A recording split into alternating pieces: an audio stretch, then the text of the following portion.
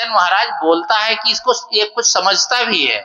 तो उन्होंने अपना पॉइंट बदल दिया और कहा देखो, एक व्यापारी था, उसके दुकान के सामने 5-5 किलो के गुड़ के चाक पड़े थे। तो उसने फिर कह दिया सत्य बचन महाराज, सिर झुकाए, बस उसका जैसे वो आके पूरा हो सत्य बचन महाराज बोल दे। उन्होंने कहा कि वो चाक पर मक्खियां आकर के बैठ गईं और एक एक चाक को लेकर के एक एक मधुमक्खी उड़ गई। कहा सत्य बचन महाराज। तो वो समझ गए कि इसका सत्य बचन महाराज क्या है। यही दशा हम सब की है। हम बोलते तो नहीं है बीच बीच में, लेकिन हम उस पर सोचते नहीं हैं। सोचना भी चाहिए। इसलिए साहब कहते हैं करो विचार तो सब दुख जाई। व्यवहार में भी जल्दबाजी में कोई काम कर दिया जाता है, बिना विचारे बोल दिए, बिना विचारे कोई काम कर दिए तो काम बिगड़ जाता है, नहीं बिगड़ जाता है। सोच समझ के करना चाहिए। यह बिना विचार के करने से भी नुकसान होता है। एक माता थी, तो उसके घर में एक नेवला पला था। नेवला और सांप की जानी दुश्मनी है, यहाँ कुछ और कहते होंगे नेवला को। तो वो नेवला घर में घूमता रहता था और माता कुछ खाने पीने को दे देती थी। संयोग से उसके एक छोटा सा बच्चा था, तो माता पालने में लिटा करके पानी भरने के लिए पीने का पानी थोड़ा दूर से लाना पड़ता था, घड़ा लेकर निकल गई। इधर नेवला घर में ही था और वहां पर एक सांप निकला। तो नेवले ने सोचा ये सांप हमारे मालकिन के बच्चे के पालने की तरफ जा रहा है और काट लेगा तो बच्चा मर जाएगा। हित अनहित पशु पक्षी जानते हैं, सब जानते हैं। वो समझ गया कि ये मालकिन के बच्चे को नुकसान पहुंचाएगा।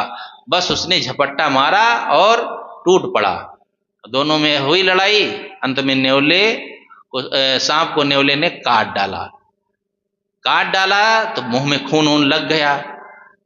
उसको बड़ी खुशी हुई कि मैंने अपने मालकिन के बच्चे को बचा लिया। जो आदमी को खुशी होती तो खुशी जाहिर करता है अपने अपने ढंग से। मनुष्य होता तो मुंह बोल करके बता देता, वो नहीं बोल सका तो दौड़ करके दरवाजे पहुंचा, तब तक मालकिन आ गई।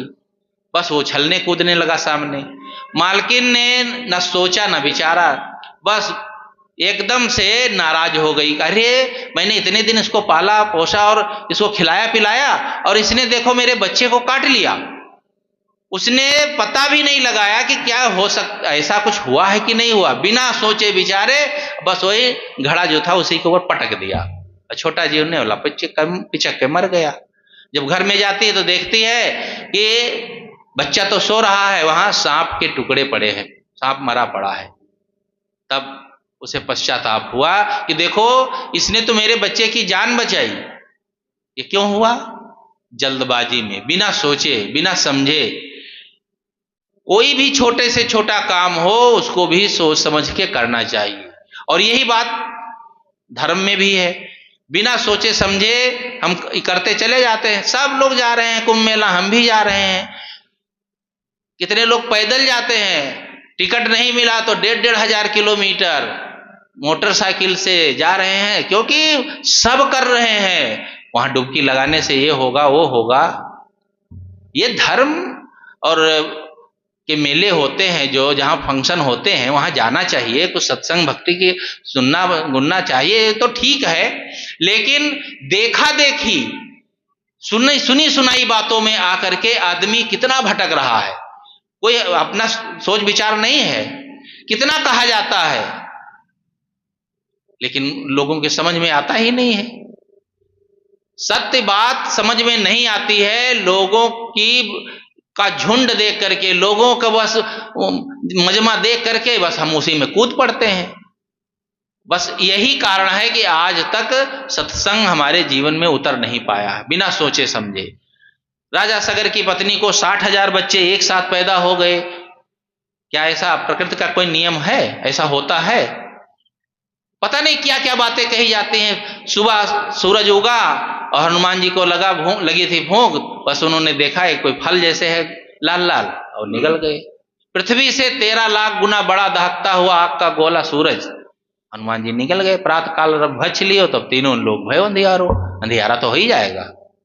कोई सोचता है, ना समझता। गाते हैं सुबह से शाम तक, ये सब चलता रहता है। रामायण का पाठ हो, कहीं भी हो, कुछ सब होता रहता, गाते रहते हैं, झूमते रहते हैं, इन सब बातों पर विचार ही नहीं करते हैं। तो जीवन में कैसे हम समझेंगे? ध्यान साधना सत्संग भी तभी बनेगा जब यह खल पतवार की तरह जो वाणियां फैली हैं, इनको हम नष्ट करेंगे। खेत में खरपतवार हो जाता है तो दवाई डालते हैं ना, उसको साफ करते हैं, तब फसल अच्छी होती है। खरपतवार भी खूब उसमें उग गया हो और फसल आप बो दिए हो तो होगी नहीं, खाने भर की भी नहीं होगी।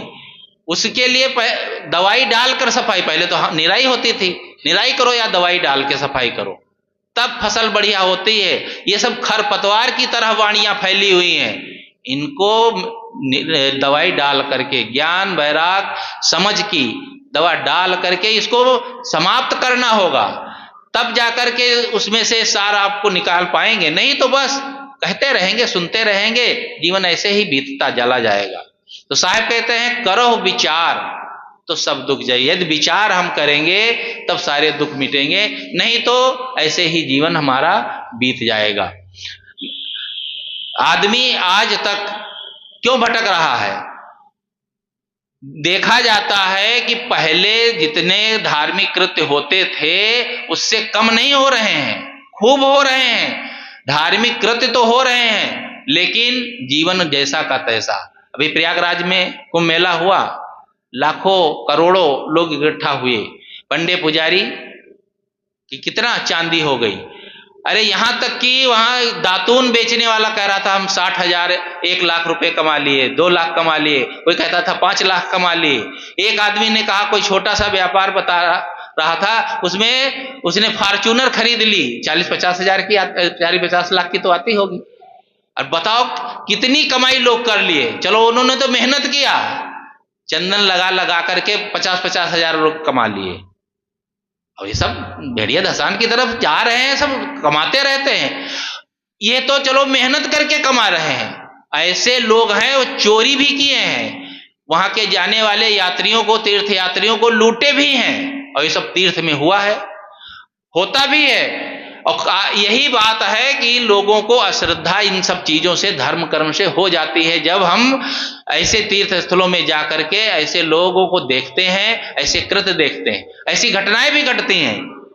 एक सज्जन थे तो इलाहाबाद में गुरुजी के पास आए, उनका भाई मिलिट्री में था, तो वो बताने लगे कि मेरा भाई मिलिट्री में था साहब, तो वो इसे प्रयागराज से निकल रहा था, तो ट्रेन को बदलना था, कई वर्ष पहले की घटना है। तो 4-5 घंटे का टाइम था, तो उसने सोचा कि अरे चले त्रिवेणी में नहा लेते हैं। संगम में लोग कहते हैं नहाने से पुण्य मिलता है, पाप धुल जाते हैं। मैंने कोई पाप तो नहीं किया, लेकिन सब लोग करते हैं, चलो हम भी कर ले, देखा देखी सब कर लेते हैं। वहां गया, अपनी पत्नी को एक दुकान के सामने बैठा दिया और सामान खरीदने लगा, गली में थोड़ा जा करके। वही पंडे पुजारियों के जो लड़के हैं वही घूम रहे थे, वे सब ताक लिए, समझ लिए कि सीधी सादी औरत है, इसको बरगला सकते हैं। बस उसे कहा, बहन जी आपको आपके पति बुला रहे हैं। उठाई झोला चल दी, और वे लोग ले जाकर के दूसरी गली में उसे छिपा दिए। अब वो बेचारा आया, देखा तो वहां पत्नी नहीं। दुकानदार से पूछा, दुकानदार तो जानता था कौन से लड़के बरकला के ले गए हैं, लेकिन वो कौन झंझट करे, वो कुछ कह रहे मैं नहीं जानता हूं, मैं अपनी दुकानदारी करूं कि तुम्हारी पतली की रखवाली करूं। इधर खोजा खाजा नहीं पाया, बस आ गया गुस्सा, मिलिट्री का जवान, और निकाला रिवाल्वर, बस वही दुकानदार की कनपट्टी पर रख दिया। कहा बताओगे कि नहीं? बस चिल्लाए, बस तुरंत 5 मिनट में उसकी पत्नी आ गई।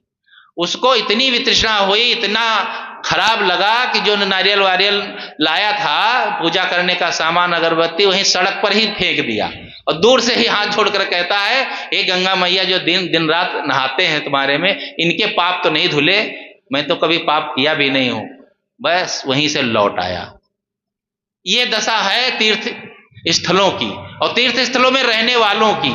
तो धर्म का काम केवल ऊपरी दिखावा मात्र, हम उसी में डूब जाते हैं, और जो वहां पर दिन रात धंधा कर रहे हैं वे लोगों को ठगते हैं, लोगों को बेवकूफ बनाते, जानते भी हैं, जानबूझ करके हम अपना गला कटाने के लिए पहुंच जाते हैं। ये सब हम बातों को सोचना चाहिए, समझना चाहिए, इस पर विचार करना चाहिए। तो मैंने शुरू में कहा कि साहब ने जो कहा है, करो विचार तो सब दुख जाई। यदि हम विचार करेंगे, विवेक करेंगे, समझदारी रखेंगे, तो हमारे जीवन में ये भटकाव नहीं आएगा और ये सत्संग का जो फल है वह हमें पूरा का पूरा मिलेगा। वही सच्चा ज्ञान है। मैं अपनी बात यहीं पर समाप्त करता हूँ। बोलिए सद्गुरु देव की जय।